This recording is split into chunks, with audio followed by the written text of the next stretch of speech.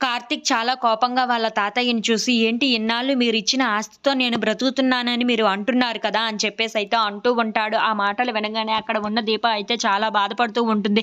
"ఏంటి దీప నేను అవమానపడుతున్నాను అని నువ్వు తల దించుకుంటున్నావా? నువ్వు తల ఎత్తుకొనే బ్రతకొచ్చు దీప" అని చెప్పేసైతే అంటూ ఉంటాడు. ఇంతలో అక్కడ ఉన్న దీప మాత్రం, "నా గురించి మీరు ఇన్ని అవమానాలు పడడం నాకు చాలా బాధగా ఉంది బాబు" అని చెప్పేసైతే అంటూ ఉంటుంది. ఇంతలో అక్కడ ఉన్న కార్తీక్ మాత్రం, "నువ్వు ఏమి బాధపడనవసరం లేదు దీప. నీకు నేను ఉన్నాను.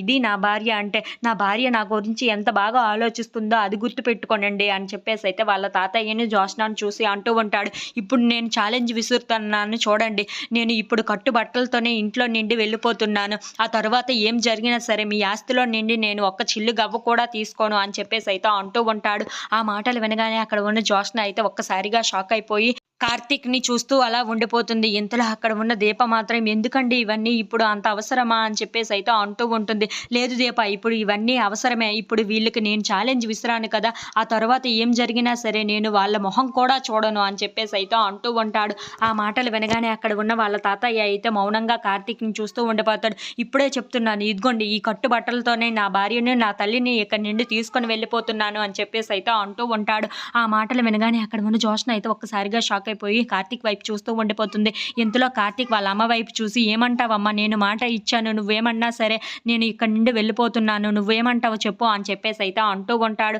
ఆ మాటలు వినగానే అక్కడ ఉన్న వాళ్ళ అమ్మ మాత్రం, "నువ్వేమంటే నేను అదే అంటాను. నేను కూడా నీతో పాటు రావడానికి రెడీగా ఉన్నాను" అని చెప్పేసైతే అంటూ ఉంటుంది. ఆ మాటలకి అక్కడ ఉన్న వాళ్ళ నాన్న కాంచనాని అలా చూస్తూ ఉండిపోతాడు. If you like this video please like, share and subscribe friends.